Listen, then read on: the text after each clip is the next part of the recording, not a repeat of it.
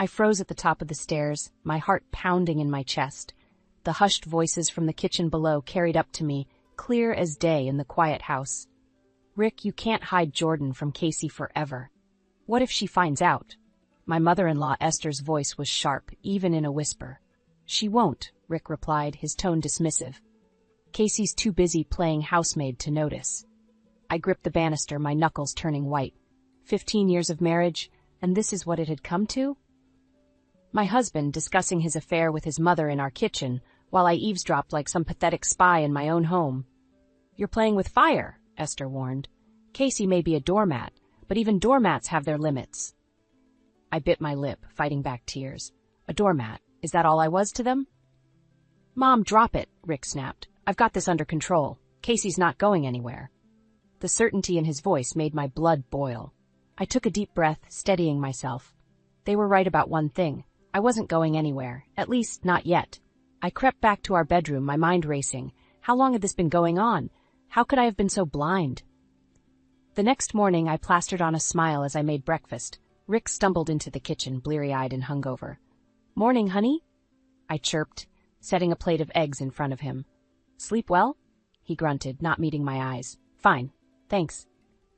I turned to the stove, my back to him. So, how's work been? Any interesting projects? Same old, he muttered. I spun around, fixing him with a steady gaze. Really? No one new on your team? No. Jordan, maybe? Rick's fork clattered to his plate. He stared at me, his face pale. What? Jordan, I repeated, my voice steady despite the tremor in my hands. Your coworker, the one you're sleeping with. Casey, I held up a hand, silencing him. Save it, Rick. I heard you and your mother last night. He slumped in his chair, running a hand through his hair. It's not what you think. I laughed, a harsh sound that surprised even me. Really, because I think it's exactly what I think. How long? Rick's silence was all the answer I needed. Get out, I said quietly. He looked up, startled. What? I said, get out. Go to work. Go to Jordan. I don't care. Just get out of my sight. Rick stood, his chair scraping against the floor. Casey, we need to talk about this. Oh, now you want to talk? I spat. After 15 years of treating me like your personal maid? After moving us in with your parents so I could take care of your father? After letting your mother treat me like dirt? Now you want to talk? Mom? Lily's voice came from the doorway. Our 13-year-old daughter stood there, her eyes wide with concern. What's going on? I took a deep breath, forcing a smile. Nothing, sweetheart. Your dad was just leaving for work. Rick hesitated, looking between me and Lily. Finally, he grabbed his briefcase and headed for the door. We'll discuss this later, he muttered. As soon as the door closed behind him, Lily rushed to my side. Mom, are you okay? I heard yelling. I pulled her into a hug, fighting back tears. I'm okay, honey, but things are going to be changing around here. What do you mean? I pulled back, looking into her eyes. Your dad? He's done something very wrong, and I'm not sure I can forgive him. Lily's face hardened. Is this about the woman from his office? The one he's always texting? I blinked, stunned. You knew. She shrugged, looking away. I saw some messages on his phone. I didn't want to say anything. I hugged her again, tighter this time. Oh, sweetheart, I'm so sorry you had to deal with that alone. What are we going to do? Lily whispered. I straightened up, a newfound determination coursing through me. We're going to take care of ourselves, that's what. No more being doormats. As if on cue, Esther's voice rang out from upstairs. Casey, where's my breakfast? I exchanged a look with Lily, seeing my own resolve mirrored in her eyes. Coming, Esther, I called back. But as I reached for another plate, I knew things would never be the same. The life I'd known was over. It was time to start planning for a new one where I called the shots. I stood at the kitchen sink, scrubbing dishes with more force than necessary. 15 years of marriage, and for what? To be treated like a servant in my own home? Casey! Esther's shrill voice pierced through my thoughts. Where's my afternoon tea? I gritted my teeth, setting down the sponge. Coming, Esther. As I prepared her tea, my mind wandered to the day Rick and I moved in. We were newlyweds, full of hope and love. Rick's father, Carl, had just been diagnosed with Parkinson's, and we agreed to help care for him. It seemed like the right thing to do. What's taking so long? Esther demanded as I entered the living room. I plastered on a smile. Here you are, Esther, just the way you like it. She snatched the cup, not even bothering to look at me. It's probably cold by now. I bit my tongue, remembering how different things were when Carl was alive. He'd always been kind, always grateful for my help. But after he passed 5 years ago, everything changed. Esther became more demanding, more critical. And Rick? He retreated into his work, leaving me to deal with his mother alone. The front door slammed, and Rick's voice called out, "I'm home!" My heart raced. We hadn't spoken since our confrontation this morning. I steeled myself and walked to the foyer. Rick stood there looking sheepish. "Casey, can we talk?" I crossed my arms. "About what, Rick? About how you've been cheating on me? Or about how you and your mother talk about me behind my back?" He winced. "Look, I know I messed up, but we can work through this, for the kids if nothing else." The mention of our children made my resolve waver. But then I remembered Lily's face this morning, the hurt in her eyes when she admitted she knew about her father's affair. The kids deserve better than this, Rick. We all do. He stepped closer, reaching for my hand.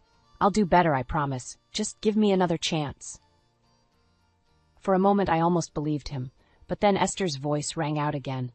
"Rick, is that you? Come in here and fix this remote. Your wife is useless with technology." Rick's face fell, but he didn't contradict his mother. He just gave me an apologetic shrug and headed towards the living room. I watched him go, a familiar ache settling in my chest. How many times had I tried to talk to him about his mother's behavior? How many times had he dismissed my concerns? Later that night, after putting Max to bed, I found Lily in her room, hunched over her desk. "Hey, sweetie. What are you working on?" She looked up, her eyes shining with excitement. "Remember that art contest you told me about? I'm entering." I smiled, genuine joy breaking through my melancholy. "That's wonderful, Lily. Can I see?" She hesitated, then nodded, sliding her sketchbook towards me.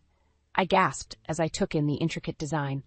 It was a tree, its branches forming the silhouettes of 3 figures, a woman and 2 children. "It's us," Lily explained softly. "You, me, and Max, standing strong together." Tears pricked my eyes as I hugged her tight.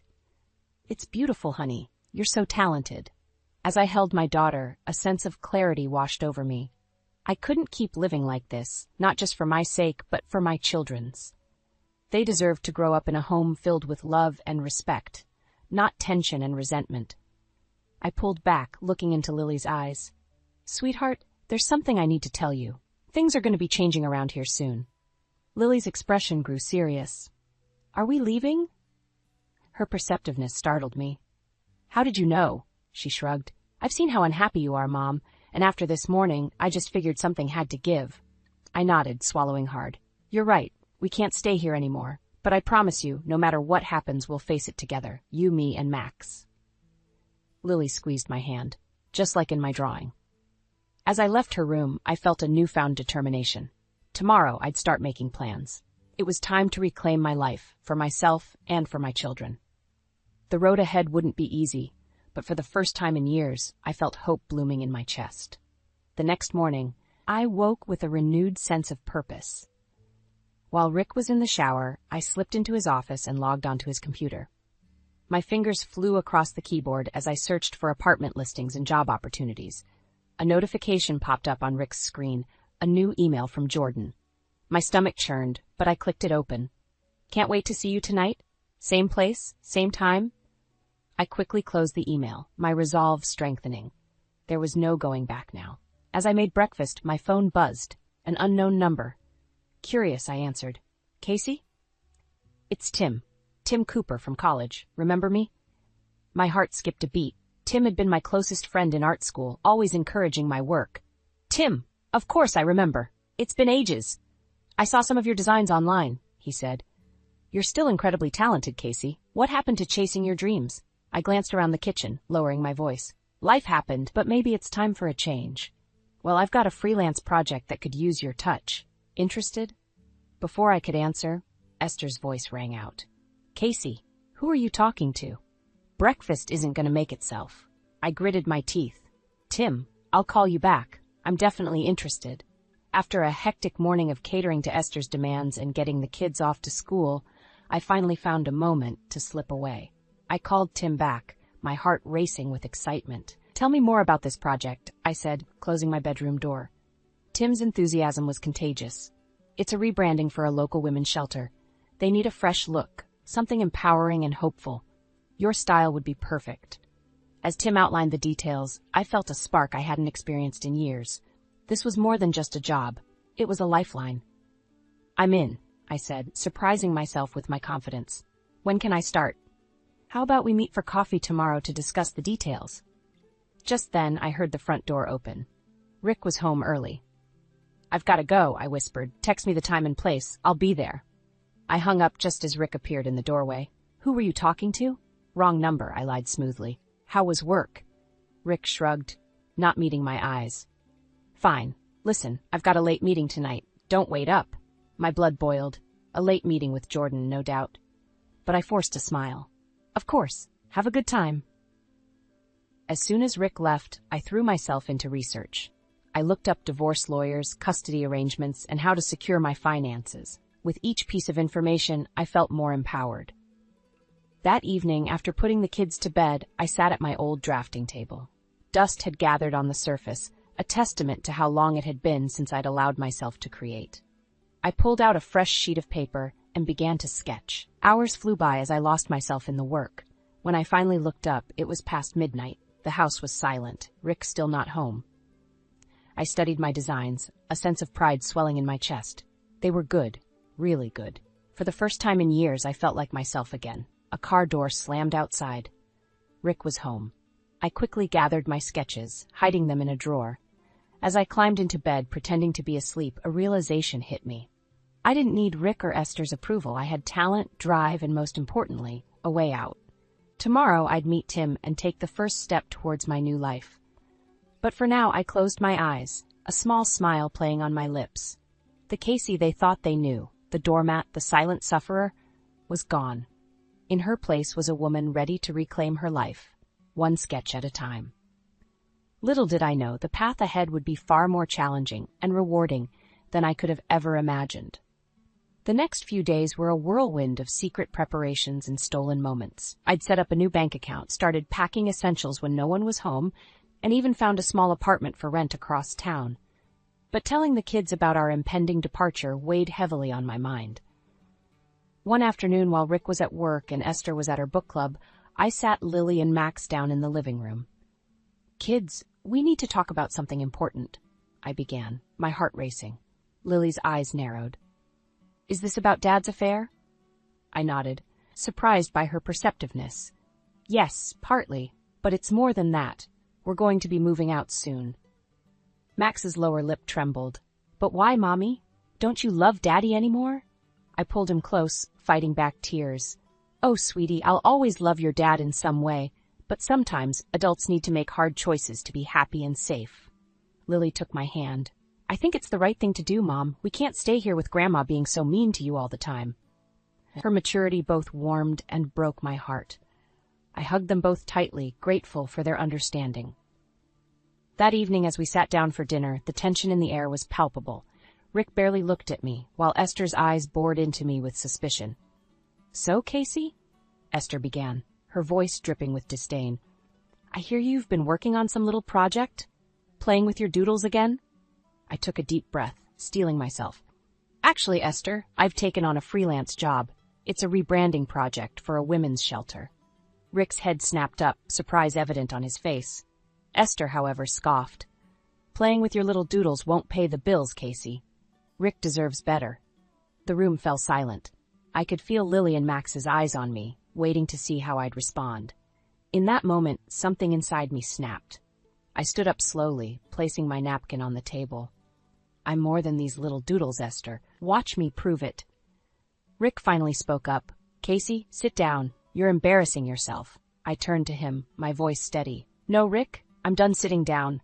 I'm done being silent, and I'm done letting you and your mother treat me like I'm worthless. Esther gasped, her face turning red. How dare you speak to us like that, after everything we've done for you? I laughed, a harsh sound that surprised even me. Everything you've done for me? You mean treating me like a servant? Belittling my dreams? Turning a blind eye while your son cheats on me? Rick paled. Casey, that's enough. But I was on a roll. No, it's not enough. It's just the beginning. Kids, go pack your bags. We're leaving. Chaos erupted. Esther started shrieking. Rick tried to grab my arm, but Lily and Max sprang into action, running upstairs to their rooms. As I turned to follow them, Rick caught my wrist. "You can't do this, Casey. You have nowhere to go." I yanked my arm free, meeting his gaze. "That's where you're wrong, Rick. I have everywhere to go, and for the first time in years, I'm choosing myself." I raced upstairs, helping the kids gather their things. My hands shook as I threw clothes into suitcases, listening to Rick and Esther's angry voices below. Just as we were about to leave, I remembered my sketchbook. I couldn't leave without it. I dashed into our bedroom, rummaging through drawers. That's when I saw it. A small velvet box, hidden beneath Rick's socks. My curiosity got the better of me, and I opened it. Inside was a stunning diamond necklace. My heart sank as I realized it wasn't for me. It was for Jordan. Footsteps thundered up the stairs. I snapped the box shut, grabbed my sketchbook, and ran out just as Rick burst into the room. "Casey, wait!" But I was already halfway down the stairs, kids in tow, heading for the door. As we piled into the car, I caught a glimpse of Rick and Esther in the doorway, their faces a mix of anger and disbelief. I started the engine, my resolve stronger than ever. There was no turning back now. Our new life was waiting, and I was ready to embrace it, challenges and all. The morning of our departure arrived with a surreal calm. I woke before dawn, my heart pounding with a mixture of fear and exhilaration. This was it, the day everything would change. I crept downstairs, careful not to wake Rick or Esther. In the dim kitchen light, I pulled out a sheet of paper and began to write. "Rick, by the time you read this, the children and I will be gone. I heard everything that night. About Jordan, about your affair, about how little you think of me. You betrayed my trust and underestimated my strength. Our children and I deserve better, and we're leaving to find that better life. I've spent 15 years sacrificing my dreams for this family. No more. I'm taking back my life, my career, and my self-respect. Don't try to find us. Don't try to manipulate the kids. It's over. Casey." I folded the letter and left it on the kitchen table. As I turned to leave, I caught sight of a framed photo on the wall, our wedding day. We looked so young, so full of hope. I touched the glass, a lump forming in my throat. How had we ended up here? A floorboard creaked upstairs, jolting me back to reality. I hurried to wake Lily and Max, helping them dress and gather their final belongings. We moved like ghosts through the house, our whispers and shuffling feet the only sounds in the pre-dawn quiet. As we loaded the car, I felt a presence behind me. I turned to find Esther standing on the porch, her face a mask of fury. "Where do you think you're going?" she hissed. I straightened my spine, meeting her gaze. "Away from here, away from you and Rick and all the pain you've caused." She laughed, a cruel sound. "You'll never make it on your own. You're nothing without this family." Her words, intended to wound, only strengthened my resolve. "Watch me," I said, climbing into the driver's seat. As we pulled away, I saw Rick burst out of the house, still in his pajamas. He ran after the car, shouting my name. In the rearview mirror, I watched him grow smaller and smaller until he disappeared from view. We drove in silence for a while, the weight of what we'd done settling over us. Then Max's small voice piped up from the back seat. "Mommy, where are we going?" I smiled at him in the mirror. "To our new home, sweetie. To our new life." Lily reached forward and squeezed my shoulder. "We're proud of you, Mom." Tears pricked my eyes, but I blinked them away. I needed to stay strong for them. We arrived at the small apartment I'd rented across town. It wasn't much, 2 bedrooms, a tiny kitchen, and a living room that would double as my workspace. But it was ours. As we unpacked, my phone buzzed incessantly with calls and messages from Rick. I ignored them all. That evening, exhausted but exhilarated, I sat on our second-hand couch, watching Lily and Max explore their new rooms. My phone buzzed again. This time it was Tim. "Hey, superstar, how'd it go?" I took a deep breath. "We did it. We're out." "That's amazing, Casey. I'm so proud of you. Listen, I've got some news about the project. The client loved your initial designs. They want to meet with you tomorrow to discuss expanding the scope." My heart leapt. This was it, my chance to prove Esther wrong, to show Rick what he'd underestimated all these years. "I'll be there," I said, a fierce determination in my voice. As I hung up, a notification popped up on my phone, an email from Rick's work account, probably sent by mistake. The subject line made my blood run cold. Custody, battle, strategy. My hands shook as I opened it. Inside was a detailed plan to fight for full custody of the kids, painting me as an unstable, unfit mother.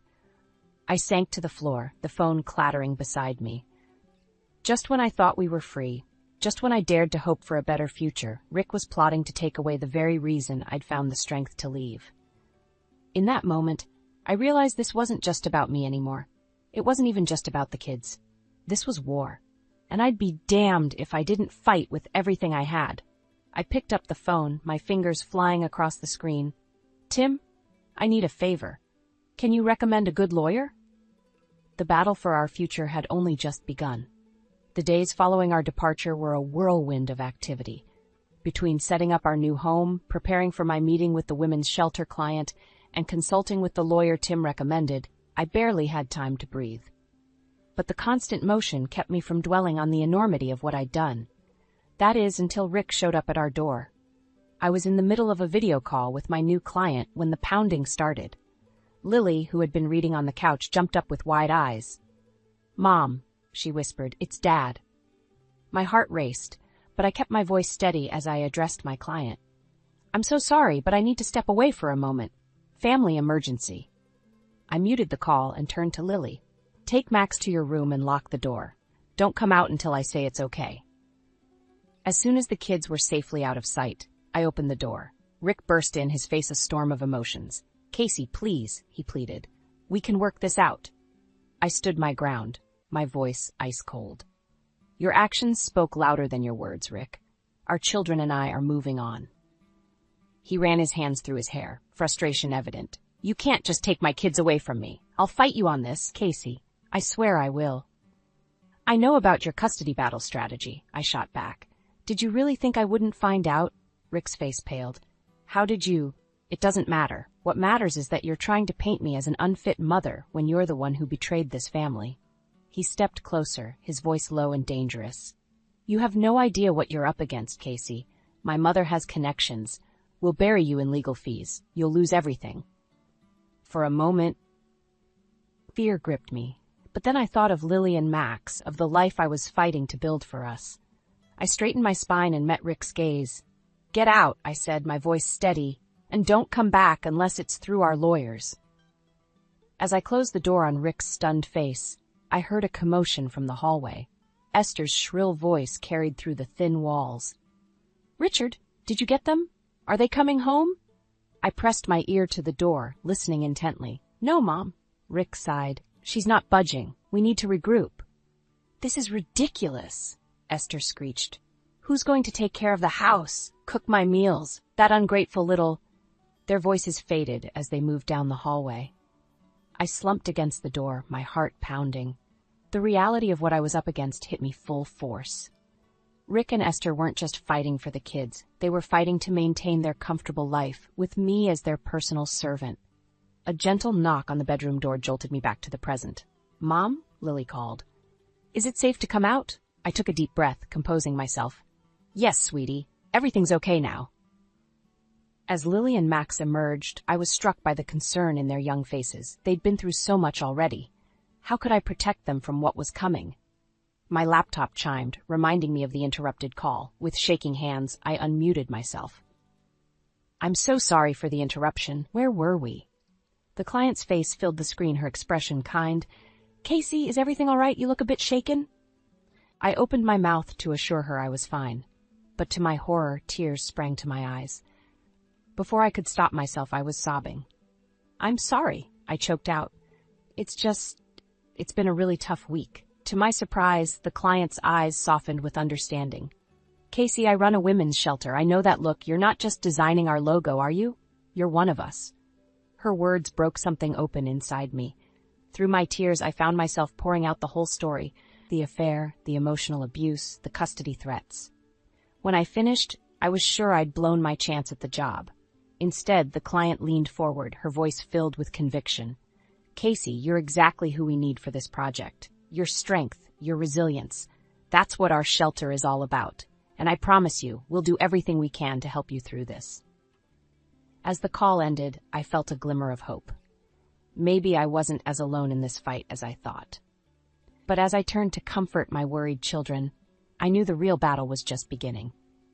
Everything I loved was at stake, and I had to find the strength to keep fighting, no matter what Rick and Esther threw my way. The weeks following Rick's confrontation were a blur of legal meetings, late nights working on the women's shelter project, and stolen moments of normalcy with Lily and Max. I was running on fumes, but the fire of determination kept me going. Then came the day of the custody hearing. I stood outside the courthouse, my hands shaking as I smoothed down my suit. Tim squeezed my shoulder reassuringly. "You've got this, Casey. Remember, you're fighting for your kids and your future." I nodded, taking a deep breath. As we entered the building, I caught sight of Rick and Esther huddled with their lawyer. Rick's eyes met mine, a mixture of anger and something else, regret, maybe, flashing across his face. The hearing was brutal. Rick's lawyer painted me as an unstable mother who had abandoned her family on a whim. They brought up my fledgling career, our modest apartment, anything to make me look incapable. When it was my turn to speak, I stood tall, my voice steady despite my racing heart. "Your Honor, I left an emotionally abusive situation to provide a better life for my children. I'm building a career that allows me to be present for them while also pursuing my passions. My children are thriving in our new environment, free from the constant tension and negativity of their previous home." I glanced at Lily and Max, sitting with Tim in the gallery. Their encouraging smiles gave me strength. "I'm not perfect, but I'm doing everything in my power to create a loving, stable home for my children. That's more than I can say for their father, who chose to betray our family and then tried to manipulate the situation to his advantage." The judge listened intently, her expression unreadable. As we awaited her decision, Rick approached me in the hallway. "Casey, please," he pleaded, his voice low. "Let's end this. Come home. We can work it out." I shook my head, my resolve firm. "There's no going back, Rick. You made your choice when you started seeing Jordan." His face darkened. "You don't understand what you're up against. Mom's got friends in high places. We can make your life very difficult." Before I could respond, Lily appeared at my side. "Leave her alone, Dad," she said, her young face set in determination. "We're not coming back. We're happy now."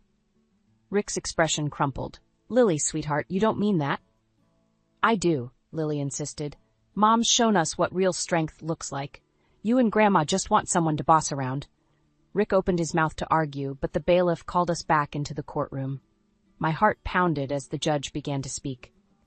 "After careful consideration, I've decided to grant joint custody to both parents, with primary physical custody going to the mother, Casey Hayward." Relief washed over me, but it was short-lived. The judge continued, "However, I'm ordering a 3-month probationary period. During this time, Mrs. Hayward must prove she can provide a stable environment for the children. Any slip-ups, any indication that the children's well-being is at risk, and we'll revisit this decision." As we left the courthouse, my mind raced. 3 months to prove myself. 3 months where one mistake could cost me everything. Tim tried to reassure me. "This is good news, Casey. You've got primary custody. That's huge." But I couldn't shake the feeling of dread. "It's not over, Tim. Rick and Esther won't give up that easily." As if on cue, my phone buzzed with a text from an unknown number. My blood ran cold as I read it. "Enjoy your victory while it lasts. We know things about you that would shock the judge. One wrong move, and those kids are coming home where they belong. E." I stared at the screen, my hands shaking. How far would Esther go to get what she wanted? What did she know? As we drove home, Lily's voice broke through my spiraling thoughts. "Mom? Are you okay?" I forced a smile, meeting her eyes in the rearview mirror. "I'm fine, sweetheart. We're going to be just fine." But as I gripped the steering wheel, I knew the real battle was just beginning. Everything I loved was hanging by a thread, and I had no idea how to protect it all from the storm that was coming. The day of the final custody hearing arrived, marking the end of the 3-month probationary period. As I stood before the mirror, adjusting my suit, I caught sight of the woman I'd become. Stronger, more confident, but with shadows under her eyes that spoke of sleepless nights and constant worry. "Mom?" Lily's voice called from the living room. "It's time to go." I took a deep breath and joined my children. Max clung to my hand as we made our way to the courthouse, his little face a mix of confusion and concern. The courtroom was tense as we entered. Rick and Esther sat on one side, their faces set in grim determination. I felt a flicker of fear as I caught Esther's smug smile. What did she have up her sleeve? As the hearing began, Rick's lawyer presented their case first. To my shock, he called Jordan to the stand. My heart raced as she took her seat, avoiding my gaze. Miss Phillips, the lawyer began, can you tell the court about your relationship with Mr. Hayward? Jordan hesitated, her eyes darting to Rick. We were involved romantically, but it's over now. The lawyer nodded. And during your relationship, did Mr. Hayward ever express concerns about his wife's stability or ability to care for their children? I held my breath, waiting for the blow to fall. But to everyone's surprise, Jordan straightened in her seat, her voice clear and steady. No, she said firmly. Rick never said anything like that. In fact, she paused, taking a deep breath. He often spoke about how Casey was the backbone of their family, how she took care of everything while he focused on his career. A murmur ran through the courtroom. I saw Rick's face pale, while Esther's eyes blazed with fury. When it was my turn to present, I stood tall, my voice unwavering, as I detailed the progress I'd made in the past 3 months, the success of my freelance business, the stable home environment I'd created for the children, and the support system we'd built. Your Honor, I concluded, I'm not perfect. I'm still learning and growing every day. But I'm committed to providing a loving, stable home for my children, a home where they're respected, supported, and free to be themselves. As we awaited the judge's decision, Tim squeezed my hand reassuringly. The tension in the room was palpable.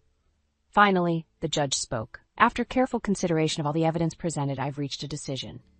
Full custody of the children will remain with Casey Hayward, with generous visitation rights for Richard Hayward.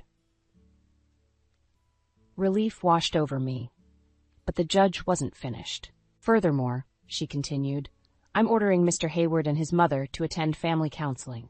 It's clear there are deep-seated issues that need to be addressed for the sake of these children.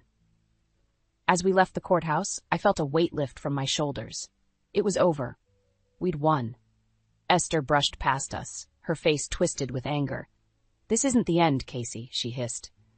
You'll regret the day you tore this family apart. But her threats held no power over me anymore. I turned to face her, my voice calm but firm. No, Esther, you and Rick tore this family apart long before I left. I'm just putting the pieces back together in a healthier way. To my surprise, Rick approached us, his expression softer than I'd seen in years. Casey, I'm sorry. For everything. You deserved better. I nodded, acknowledging his apology without accepting it fully. We all deserved better, Rick. Maybe now we can all start to heal. As we walked away, Lily slipped her hand into mine. We did it, Mom, she said, her voice filled with pride. We're really free now. That night, as I tucked Max into bed, he looked up at me with wide eyes. Ma, are we going to be okay now? I smiled, kissing his forehead. Yes, sweetheart, we're going to be more than okay. We're going to be happy. Later, as I sat on the balcony of our apartment, I gazed out at the city lights. Tim joined me, handing me a cup of tea. You know, he said softly, you've inspired a lot of people, Casey. The women at the shelter, they look up to you. You've shown them what's possible. I turned to him, feeling a warmth in my chest that had nothing to do with the tea. This isn't just about us, I replied. It's about showing Lily and Max that they deserve respect and love. It's about breaking cycles and building something better. Tim nodded, his eyes shining with admiration. You've shown them, and everyone around you, that quiet strength can lead to powerful changes. As we sat there in comfortable silence, I felt a sense of peace wash over me. The road ahead wouldn't be easy, but for the first time in years, I was excited about the future. I had my children, my career, and a chance to help others find their own strength. This wasn't just an ending, it was a new beginning, full of hope and possibility, and I was ready to embrace every moment of it.